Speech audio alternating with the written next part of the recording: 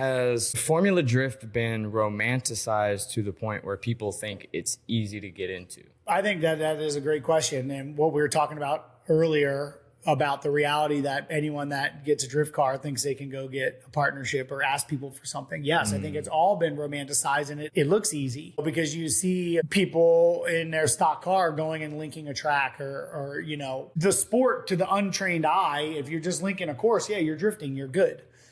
But the level of precision, consistency, and abilities of the drivers is just another level, and it takes a driver to understand that. What it takes to run the programs, the teams, the funding, all of that is another level, and it takes experience to understand that. So is it romanticized? Like, people are like, I don't know that that's the word, but absolutely it's just ignorance. Yeah.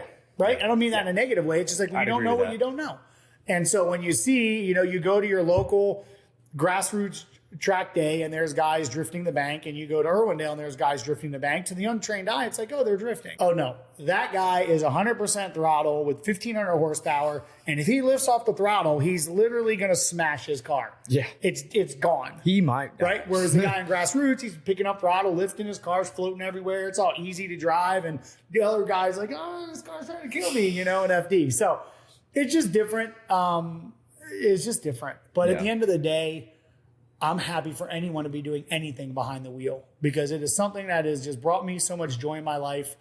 And that is my passion, to inspire people to get behind the wheel and have fun. And I hope that cars and automotive world can be at least 10% fulfilling to others as it has been to me, because it's awesome. All I've ever wanted, all I ever dream of. I mean, I'm just the kid that started with Hot Wheels, and now I'm playing with big Hot Wheels. Humble about it all too. It's really cool. I appreciate that, man.